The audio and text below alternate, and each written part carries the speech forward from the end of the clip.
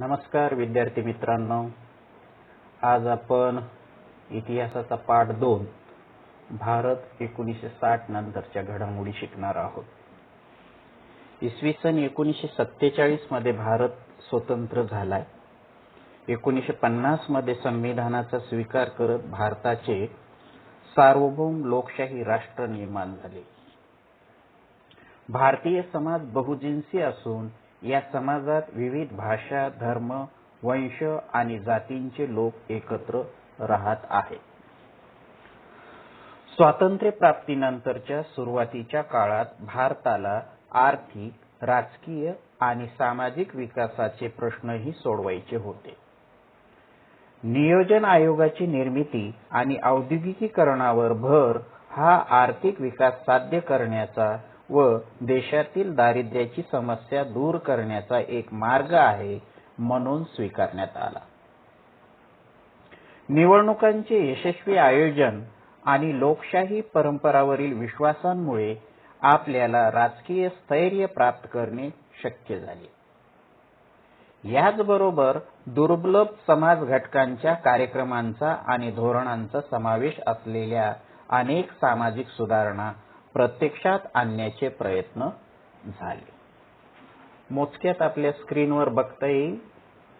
स्वातंत्र्य प्राप्तीनंतरच्या सुरुवातीला भारताला आर्थिक, राजकीय आणि सामाजिक विकासाचे प्रश्न सोडवायचे होते.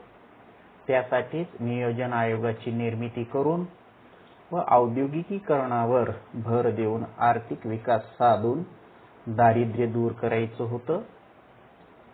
निवडणुकांचे यशस्वी आयोजन करून लोकशाही परंपरा साबूत ठेवून राजकीय स्थैर्य निर्माण करायचं होतं आणि दुर्लभ समाज घटकांसाठीच्या कार्यक्रम व धोरणाची अंमलबजावणी करून समाज सुधारणा करायची होती.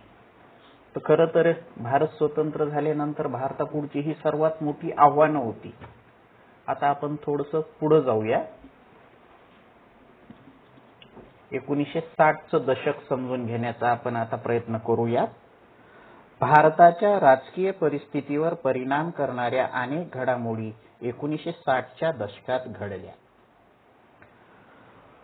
पोर्तुगीजांच्या राजवटीखालील असलेला गोवा, दमण आणि दीव या प्रदेशांची मुक्तता झाली व ते भारतीय संघराज्याचे भाग बनले. उत्तरेकडील सीमारेषेवर भारत आणि चीन यांच्यातील तणाव 1950 पासून वाढत होता. या तणावाची परिणती अखेर दोन्ही देशांमधील सीमारेषा युद्धात झाली.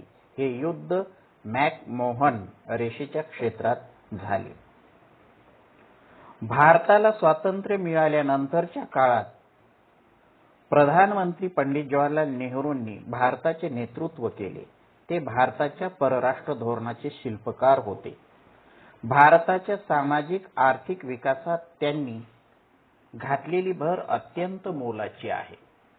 1964 मध्ये भारताचे प्रधानमंत्री पंडित नेहरू यांचे निधन झाले. स्क्रीनवर बघा, तेच आपल्याला मुद्द्यामध्ये आणखी समजून घेता येईल.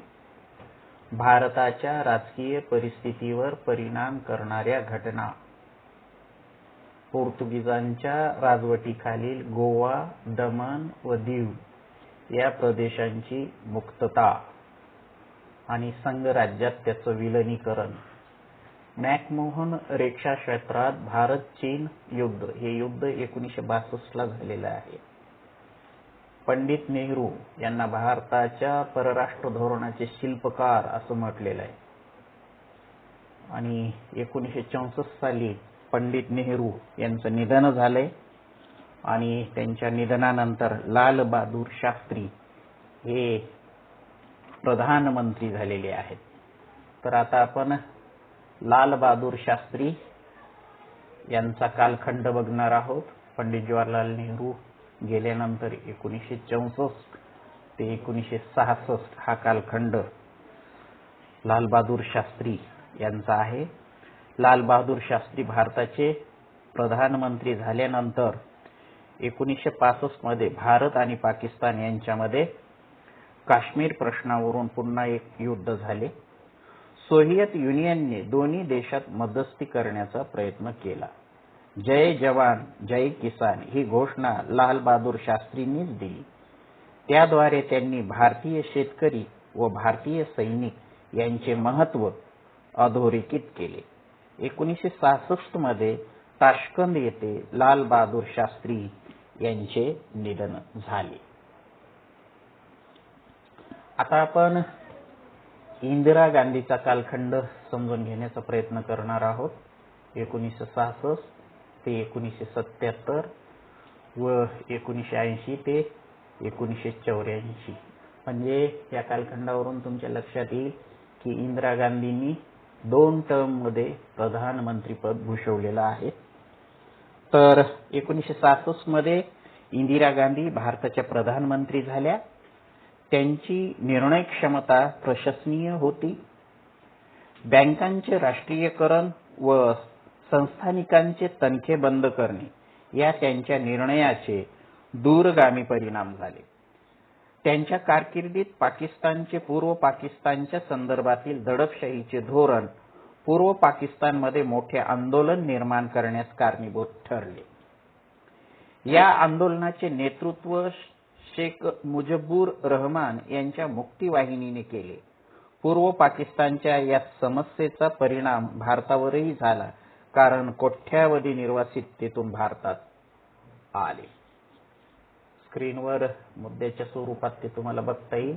पाकिस्तान व पूर्व पाकिस्तान संघर्ष, निर्वासित भारतात, मुक्तीवाहिनीला मदत, भारत पाकिस्तान युद्ध, बांगलादेशाची निर्मिती. तर आपण आता इंदिरा गांधीचाच काळ 1970चं दशक समजून घेण्याचा प्रयत्न करू. 1970च्या दशकामध्ये इंदिरा गांधीचा कालखंड. 1971 मध्ये भारत आणि पाकिस्तान यांच्यात युद्ध झाले व त्याची परिणती स्वतंत्र बांगलादेशाच्या निर्मितीत झाली. या कामी प्रधानमंत्री इंदिरा गांधी यांचा कणखर नेतृत्वाचा वाटा महत्वाचा मानला जातो. शांततेच्या कारणासाठी अणुऊर्जेचा वापर करण्याच्या आपल्या धोरणाचा एक भाग म्हणून भारताने 1974 मध्ये राजस्थान येथील पोखरण येथे जमिनी अंतर्गत यशस्वी अणुचाचणी केली. 1975 मध्ये सिक्कीमच्या जनतेने भारतीय संघराज्यात सामील होण्याच्या बाजूने मतदान केले आणि त्यानुसार सिक्कीमला भारतीय संघराज्यात राज्याचा दर्जा मिळाला. या दशकात भारतीय राजकीय परिस्थिती अस्थिर झाली. 1974 मध्ये श्रीमती इंदिरा गांधी यांनी निवडणुकीत प्रचारात शासकीय यंत्रणेचा गैरवापर केल्याचा अलाहाबाद उच्च न्यायालयाने निकाल दिला. या विरोधात देशव्यापी संप आणि निषेध झाला. याच दरम्यान जयप्रकाश नारायण यांच्या नेतृत्वाखाली आंदोलनामुळे परिस्थिती अधिकच गुंतागुंतीची झाली. देशातील कायदा व सुव्यवस्थेची परिस्थिती बिघडली आणि शासनाने संविधानातील आणीबाणीविषयक तरतुदींच्या आधारे राष्ट्रीय आणीबाणी घोषित केली. आणीबाणीच्या काळात भारतीय नागरिकांचे मूलभूत हक्क स्थगित करण्यात आले. आणीबाणीमुळे भारतीय प्रशासन व्यवस्थेत शिस्त आली, परंतु त्याचबरोबर मानवी हक्कांचाही संकोच झाला. राष्ट्रीय आणीबाणीचा हा काळ 1975 पासून 1977 पर्यंत राहिला आणि त्यानंतर सार्वत्रिक निवडणुका घेण्यात आल्या. आणीबाणीच्या पार्श्वभूमीवर अनेक विरोधी पक्षांनी एकत्र येऊन जनता पक्षाची निर्मिती केली. नव्याने स्थापन झालेल्या जनता पक्षाकडून श्रीमती इंदिरा गांधीच्या नेतृत्वाखालील काँग्रेस पक्षाचा दारुण पराभव या निवडणुकीत झाला आणि मोरारजी देसाई प्रधानमंत्री झाले. थोडक्यात मुद्दे परत एकदा बघा. पोखरण येथे पहिली अणुचाचणी घेतली. सिक्कीम भारतात विलीन. आणीबाणीची घोषणा. जनता पक्षाने 1977च्या निवडणुकीत इंदिरा गांधींचा पराभव केला. त्याच्यानंतर इंदिरा गांधी 1980 साली पुन्हा प्रधानमंत्री झालेले आहेत आणि खलिस्तान चळवळ तीव्र झाल्यानंतर 1984 मध्ये त्यांनी सुवर्ण मंदिरात लष्कर घुसवून अतिरेक्यांना ठार मारलं आणि त्यांच्या सुरक्षा रक्षकाकडून नंतरच्या काळात इंदिरा गांधीची हत्या झालेली दिसून येते. तर इंदिरा गांधी ज्यावेळेस पराभूत झाल्या त्यानंतर मोरारजी देसाई हे प्रधानमंत्री झालेत. त्यांच्या नेतृत्वाखाली जनता पक्षाचे सरकार आलेले आहे, परंतु आपापसातील मतभेदामुळे फार काळ हे सरकार टिकलेलं नाही. त्यानंतर चरण सिंग हे प्रधानमंत्री झालेले. त्यांचे सरकारही अल्पकाल टिकले आणि 1980 मध्ये पुन्हा निवडणुका झाल्या आणि श्रीमती इंदिरा गांधी यांच्या नेतृत्वाखालील काँग्रेस पक्ष पुन्हा सत्तेवर आलेला आहे. आणि मी सुरुवातीलाच म्हटल्याप्रमाणे 1980चं दशक सुरू झालेलं. या दशकात भारतीय राजकीय व्यवस्थेला अनेक नव्या आव्हानांना समोर जावं लागलेलं. शीखांनी पंजाबमध्ये स्वतंत्र खलिस्तान राज्याच्या मागणीसाठी आंदोलन सुरू केलं. या आंदोलनाने अतिशय उग्र स्वरूप धारण केलं. या आंदोलनास पाकिस्तानचा पाठिंबा होता. 1984 मध्ये अमृतसर येथील सुवर्ण मंदिरात आश्रय घेतलेल्या अतिरेक्यांना बाहेर काढण्यासाठी भारतीय लष्कर पाठवावे लागले.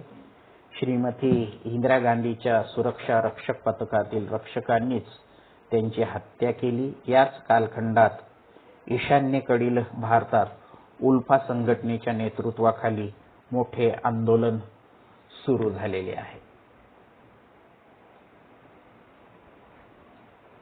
आता आपण 1980चं दशक समजून घेण्याचा प्रयत्न करू. इंदिरा गांधीची हत्या झाल्यानंतर राजीव गांधी प्रधानमंत्री झालेले आहेत. राजीव गांधीच्या बाबतीत विचार करत असताना 1984 मध्ये राजीव गांधी यांनी प्रधानमंत्री म्हणून सूत्र हाती घेतली. त्यांनी भारताच्या अर्थव्यवस्थेत आणि विज्ञान तंत्रज्ञानाच्या क्षेत्रात अनेक सुधारणा घडवून आणण्याचा प्रयत्न केला. श्रीलंकेतील तमिळी अल्पसंख्याकांच्या समस्या सोडवण्यात राजीव गांधी यांनी पुढाकार घेतला. तमिळी समुदायाला देशांतर्गत स्वायत्ता देऊन एक संघ श्रीलंकेच्या कल्पनेला त्यांनी पाठिंबा दिला होता, परंतु त्यांच्या या संदर्भातील प्रयत्नांना यश आलेलं नाही. संरक्षण सामग्री आणि विशेषतः बोफोर्स कंपनीकडून लांब पल्ल्याच्या तोफा खरेदी संदर्भात झालेल्या भ्रष्टाचाराच्या प्रकरणात त्यांच्यावर बरीच टीका झाली. राजकीय भ्रष्टाचार हा या काळातील निवडणुकांचा एक महत्त्वाचा मुद्दा बनला आणि या सार्वत्रिक निवडणुकीत काँग्रेस पक्षाचा पराभव झाला. यानंतर विविध पक्ष एकत्र येऊन जनता दलाचे विश्वनाथ प्रताप सिंग भारताचे प्रधानमंत्री झालेले आहेत. तर स्क्रीनवरले मुद्दे बघून घ्या एकदा. राजीव गांधी प्रधानमंत्री झाले. त्यांच्या पुढे सर्वात मोठं आव्हान उल्फा या संघटनेनं ईशान्येकडे आंदोलन सुरू केलेलं आहे. राजीव गांधींनी विज्ञान आणि तंत्रज्ञानाच्या क्षेत्रात सुधारणा केलेल्या आहेत. त्यांच्या काळातच अर्थव्यवस्था गतिमान झालेली आहे. श्रीलंकेतील तामिळी अल्पसंख्याकांच्या समस्या सोडविण्यात त्यांच्या स्वायत्तेला पाठिंबा देण्याचं काम राजीव गांधींनी केलेलं आहे. बोफोर्स तोफा खरेदीत भ्रष्टाचाराचे आरोप काँग्रेस पक्षावर झालेले आणि इथं काँग्रेसचा पराभव झालेला आहे आणि राजीव गांधीला आपलं प्रधानमंत्रीपद सोडावं लागलेलं आहे. आणि ऐन नंतरच्या निवडणुकीच्या काळात श्रीलंकेतील लिट्टे या संघटनेकडून राजीव गांधींची हत्या झालेली आहे. आणि राजीव गांधीची हत्या झाल्यानंतर जनता दलाचे विश्वनाथ प्रताप सिंग भारताचे प्रधानमंत्री झालेले आहेत. इतर मागासवर्गीयांसाठी आरक्षणाचे धोरण हे त्यांचे सर्वात मोठे योगदान मानले जाते. पक्षातील अंतर्गत वादविवादामुळे ते फार काळ प्रधानमंत्री पदावर राहू शकले नाहीत आणि 1990 मध्ये चंद्रशेखर भारताचे प्रधानमंत्री झालेले आहेत. म्हणजेच विश्वनाथ प्रताप सिंगांनी जेमतेम 11 महिने प्रधानमंत्री पद भूषवलंय.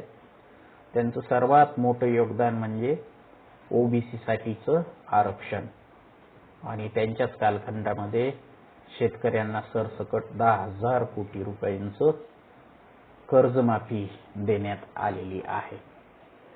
त्यांच्यानंतर 1990 मध्ये चंद्रशेखर भारताचे प्रधानमंत्री झालेले आहेत. त्यांचेही सरकार अल्पकाळ टिकलेलं आहे. 1991 मध्ये निवडणूक प्रचार दरम्यान श्रीलंकेतील लिट्टे या संघटनेने राजीव गांधीची हत्या केली आणि 2004 मध्ये राजीव गांधी यांना न्यायालयाने बोफोर्स प्रकरणात निर्दोष ठरवलेला आहे. 1980च्या दशकाच्या शेवटीच जम्मू आणि काश्मीरमधील असंतोषाला सुरुवात झालेली दिसते. म्हणजे आज आपण जो जम्मू आणि काश्मीरमध्ये दहशतवाद बघतोय तर त्याची सुरुवात 1980च्या दशकामध्ये झालेली. ही समस्या अधिकाधिक वाढतच गेली आणि तिने आता दहशतवादाचे स्वरूप धारण केलेले आहे. तेथील अतिरेकी कारवायांनी काश्मीरी पंडितांना तेथून निघून जाण्यास भाग पाडलेलं आहे. म्हणजे काश्मीरी पंडितांना आपल्याच देशात निर्वासितांचं जीवन जगावं लागत आहे. आता आपण 1991 नंतरचे बदल समजून घेणार आहोत. जगाच्या आणि भारताच्या इतिहासात 1991 हे वर्ष महत्वपूर्ण बदलाचं ठरेल. कारण सोव्हिएत युनियनचे या सुमारास विघटन झाले आणि जगातील शीतयुद्ध संपले. भारतात पी.व्ही. नरसिंह राव यांच्या नेतृत्वाखालील शासनाने भारतीय अर्थव्यवस्थेत अनेक बदल घडवून आणले. याच काळात अयोध्या येथील राम जन्मभूमीचा व बाबरी मशिदीचा प्रश्न ऐरणीवर आला. 1996 ते 1999 या काळात भारताच्या लोकसभेत कोणत्याच पक्षाला स्पष्ट बहुमत मिळालेलं नाही. म्हणूनच अनेक प्रधानमंत्री या काळात सत्तेवर आल्याचे दिसते. तर ते बघण्या अगोदर स्क्रीनवरील ते मुद्दे परत एकदा समजून घ्या. आर्थिक उदारीकरणाचा स्वीकार म्हणजे मुक्त अर्थव्यवस्थेचं धोरण आपण स्वीकारलेलं आहे. पी.व्ही. नरसिंह राव यांच्या काळामध्ये. त्या काळात मनमोहन सिंग अर्थमंत्री होते आणि जागतिकीकरण धोरणाद्वारे आर्थिक भरभराटी भारताची झालेली आहे. याच काळात राम जन्मभूमी आणि बाबरी मशिदीचा प्रश्न उग्र बनलेला आहे.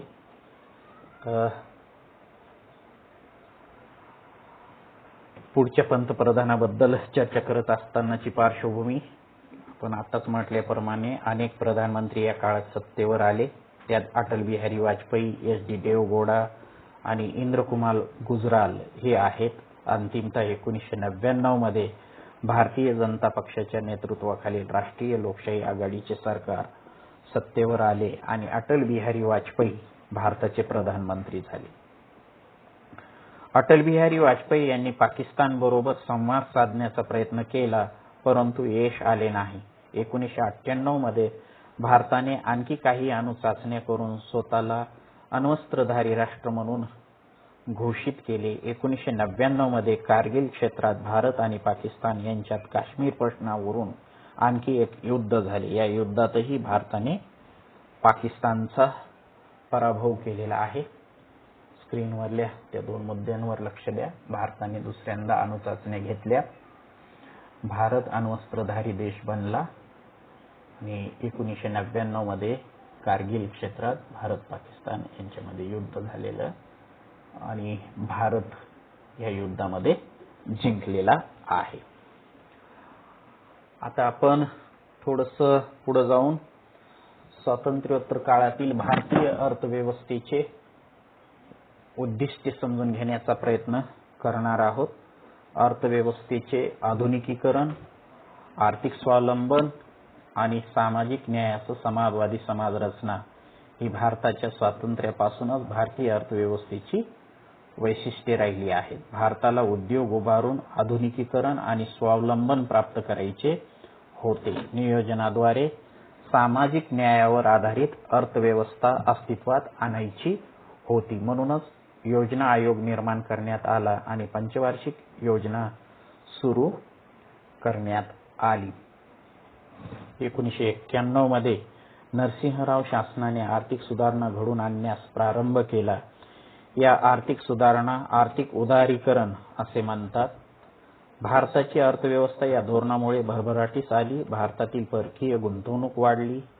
उद्योग, वैज्ञानिक क्षेत्रातील कुशल व्यावसायिक भारतीयांनी भारतीय अर्थव्यवस्था सुधारण्यास मदत केलेली आहे. माहिती आणि तंत्रज्ञान क्षेत्रातील उद्योगांची रोजगारांच्या नवी संधी निर्माण झाल्या. 1991 नंतर झालेल्या बदलाचे वर्णन जागतिकीकरण असे केले जाते. तर हे मुद्दे एकदा नजरेखालून घ्या.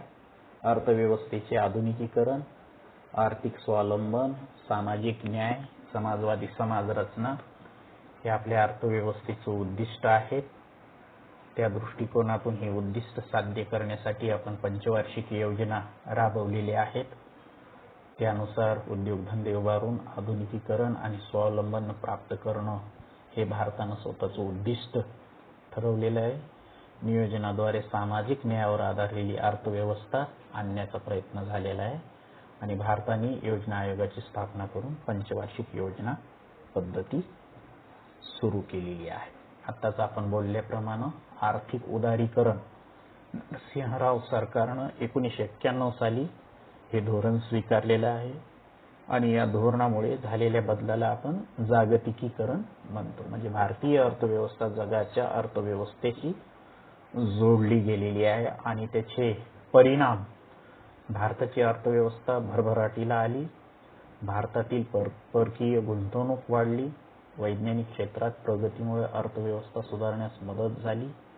माहिती तंत्रज्ञान क्षेत्रात रोजगाराच्या नवीन संधी उपलब्ध झाल्या. तर हे काही चांगले परिणाम पी.व्ही. नरसिंहराव यांच्या काळामध्ये दिसून येतात. आता आपण हरित क्रांतीबद्दल चर्चा करत असताना विज्ञान आणि तंत्रज्ञानाच्या क्षेत्रात जो काही बदल झाला ते समजून घेण्याचा प्रयत्न करू. भारताने स्वावलंबनासाठी जे प्रयत्न केले त्यात दोन महत्त्वाच्या घटनांचा समावेश करता येईल. 1965 मध्ये सुरू झालेल्या हरित क्रांतीचे जनक डॉक्टर एम.एस. स्वामीनाथन होते. त्यांनी नव्या शास्त्रीय तंत्राचा वापर करून अन्नधान्याचे उत्पादन वाढवले. त्यालाच हरित क्रांती असं म्हटलेलं आहे. 1965 मध्ये ही क्रांती झालेली आहे. हरित क्रांतीचे जनक डॉक्टर एम.एस. स्वामीनाथन. नव्या शास्त्रीय तंत्राचा वापर झाल्यामुळे अन्नधान्याच्या बाबतीत प्रचंड क्रांती झालेली आहे. त्यानंतर डॉक्टर वर्गीस कुरियन यांच्या दुग्धोत्पादनातील सहकारी चळवळीच्या प्रयोगाने भारतात दुधाचे उत्पादन मोठ्या प्रमाणात वाढलेले आहे. याला धवल क्रांती असेही आपण म्हणतो. त्यानंतर अणुशक्ती आणि अवकाश संशोधनाच्या क्षेत्रातही भारताने अधिक प्रगती केली आहे. डॉक्टर होमी भाभा यांनी भारतातील अणुशक्ती कार्यक्रमाचा पाया घातला. अणुशक्तीचा वापर वीज निर्मिती, औषधं आणि संरक्षण यासारख्या शांततेच्या कारणासाठी करण्यावर भारताचा भर होता. अवकाश तंत्रज्ञानातील भारताने भरीव कामगिरी केलेली आहे. अणुशक्तीबद्दल स्क्रीनवरचे मुद्दे परत बघा. डॉक्टर होमी भाभा भारतातील अणुशक्ती कार्यक्रमाचा पाया त्यांनी घातलेला आणि अणुशक्तीचा वापर वीज निर्मिती, औषधे, संरक्षण आणि संशोधन यासारख्या शांततेच्या कारणासाठी. अवकाश क्षेत्रातही भारतानं खूप मोठी कामगिरी केलेली आहे. 1975 मध्ये आर्यभट्ट हा पहिला उपग्रह अवकाशात सोडण्यात आला. आज भारताकडे यशस्वी अवकाश कार्यक्रम असून त्या अंतर्गत अनेक उपग्रह अवकाशात सोडले आहेत. दूरसंचार क्षेत्रातही आपण खूप मोठी प्रगती केलेली आहे. आता आपण सामाजिक क्षेत्रातील बदलांचा थोडक्यात आढावा घेऊ, ज्यामध्ये महिला सक्षमीकरणाच्या समस्येशी संबंधित काही गोष्टी आपण समजून घेण्याचा प्रयत्न करू. काही वंचित घटक उन्नतीसाठी स्वीकारण्यात आलेल्या धोरणाशी संबंधित आहेत. देशातील महिला आणि बालकांच्या सर्वांगीण विकासाला चालना देण्यासाठी 1985 मध्ये मनुष्यबळ मंत्रालयाच्या अंतर्गत महिला आणि बाल विकास विभाग निर्माण करण्यात आला. स्त्रियांना सामाजिक न्यायाची हमी मिळावी आणि योजनाच्या कार्यवाहीस मदत व्हावी म्हणून जे कायदे करण्यात आले त्यात हुंडा प्रतिबंधक कायदा, समान वेतन कायदा यांचा समावेश होतो. 73व्या व 74व्या संविधान दुरुस्तीने स्थानिक शासन संस्थांमध्ये स्त्रियांसाठी राखीव जागा ठेवण्यात आल्या. संविधानकारांना असे वाटले होते की जातीव्यवस्थेमुळे भारतीय समाजातील काही समाज घटकांना सन्मान आणि समान संधीपासून वंचित राहावे लागेल. या समस्येवर उपाय शोधण्यासाठी 1953 मध्ये काकासाहेब कालेलकर आयोग स्थापन करण्यात आला. त्या अगोदर हे स्क्रीनवरले मुद्दे परत एकदा बघा.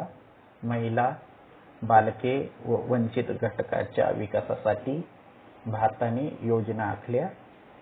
मनुष्यबळ विकास मंत्रालयाअंतर्गत महिला आणि बाल विकास विभाग निर्माण केला गेला. स्त्रियांना सामाजिक न्याय मिळवण्यासाठी हुंडा प्रतिबंधक कायदा, समन्वय कायदा असे कायदे संमत केले. संविधान दुरुस्ती करून स्थानिक शासन संस्थांमध्ये स्त्रियांसाठी राखीव जागा ठेवण्यात आल्या. महिला सक्षमीकरणासाठीचे हे काम आहेत. मागास वर्गांचं हित विचारात घेऊन समाजातील वंचिताच्या समस्येवर उपाय योजण्यासाठी काकासाहेब कालेलकर आयोग स्थापन करण्यात आला. 1978 मध्ये बी.पी. मंडल यांच्या अध्यक्षतेखाली इतर मागासवर्गीयांच्या समस्यांचा विचार करण्यासाठी आणखी एक आयोग नेमण्यात आला. विविध सेवा आणि संस्थांमध्ये मागास समाज घटकांना योग्य प्रतिनिधित्व उपलब्ध करून देण्यासाठी आरक्षणाचे धोरण स्वीकारण्यात आले. अनुसूचित जाती आणि अनुसूचित जमातींच्या समाज घटकांना उच्चवर्णीयांची भीती, हिंसा आणि दडपशाही यांच्यापासून मुक्त राहून प्रतिष्ठेने आणि आत्मसन्मानाने जगता यावे म्हणून 1989 मध्ये शासनाने अत्याचार विरोधी ॲट्रॉसिटी ॲक्ट संमत केला. अशा पद्धतीने मागासवर्गांच्या हितासाठी निर्णय घेण्यात आले. इथे इसवी सन 1987 आहे, सॉरी 1978, तर प्रिंट मिस्टेक आहे. आता आपण जागतिकीकरण आणि जागतिक संघटनात भारताचा सहभाग समजून घेण्याचा प्रयत्न करूया. जागतिकीकरणाने अर्थकारण, राजकारण, विज्ञान व तंत्रज्ञान, समाज आणि संस्कृती अशा सर्व क्षेत्रामध्ये अनेक बदल घडवून आणले. यातील काही बदलांची चर्चा वरील परिच्छेदांमध्ये केली आहे. जागतिक पातळीवरील अनेक क्षेत्रामध्ये एक महत्त्वाचा देश म्हणून भारत उदयास आला. G20 आणि ब्रिक्स, ज्याच्यामध्ये Brazil, Russia, India, China, south Africa या देशांचं सदस्यत्व आहे. यासारख्या आंतरराष्ट्रीय संघटनांचा भारत एक महत्त्वाचा सदस्य देश आहे. दूरसंचार तंत्रज्ञानाच्या क्षेत्रातील एक महत्त्वाची क्रांती भारतानेही अनुभवलेली आहे. भ्रमणध्वनी, ज्याला आपण मोबाईल म्हणतो, आणि आंतरजाल सेवा, ज्याला आपण इंटरनेट म्हणतो, उपग्रहावर आधारित दूरसंचार सेवा संपूर्ण भारतभर पसरल्या आहेत. राजकीय क्षेत्रातही एक स्थिर लोकशाही कशी यशस्वीरित्या कार्य करत आहे हे भारताने जगाला दाखवून दिले आहे. याचा परिणाम म्हणून भारतीय लोकांच्या आणि विशेषतः युवकांच्या जीवनशैलीत खूप बदल झाला आहे. हे बदल त्यांच्या आहारविषयक सवयी, पोशाख, भाषा, समजुती यातून दिसतात. अशा पद्धतीनं आज आपण भारत 1960 नंतरच्या घडामोडी समजून घेण्याचा प्रयत्न केला. ते समजून घेत असताना आपण वेगवेगळ्या प्रधानमंत्र्यांचे कालखंड बघितले. पंडित जवाहरलाल नेहरू, लाल बहादूर शास्त्री, इंदिरा गांधी, राजीव गांधी, पी.व्ही. नरसिंहराव, अटल बिहारी वाजपेयी यांचा आढावा घेतला. त्यानंतर आपण भारतीय अर्थव्यवस्था आणि भारतीय अर्थव्यवस्थेत सुधारणा घडवून आणण्यासाठीचे प्रयत्न याचा आढावा घेतला. विज्ञान आणि तंत्रज्ञानाच्या क्षेत्रातील भारताची प्रगती समजून घेतली. सामाजिक क्षेत्रातले बदल समजून घेतले आणि भारत जागतिकीकरणाशी कसा जोडला गेला आणि त्याचा परिणाम म्हणून भारतीय समाज कसा आधुनिकतेकडे वाटचाल करत आहे हे समजून घेण्याचा आपण प्रयत्न केला. तर नमस्कार. हा धडा किंवा हे प्रेझेंटेशन यूट्यूबवर मी टाकणार आहे. तर यूट्यूबवर गेल्यानंतर सबस्क्राईब करायला विसरू नका आणि वारंवार हा धडा ऐका, समजून घेण्याचा प्रयत्न करा. त्याच्यानंतर लागलीच याच्यावर आधारित गृहपाठ PDF फाईलमध्ये मी टाकेल. तो गृहपाठ सोडवून तुम्ही मला पाठवायचे वैयक्तिक. तुम्ही गृहपाठ सोडून पाठवल्याशिवाय मी त्या गृहपाठावर आधारित आदर्श उत्तर पत्रिका तुम्हाला देणार नाही. याची तुम्ही काळजी घ्या आणि अभ्यासाला लागा. Good bye.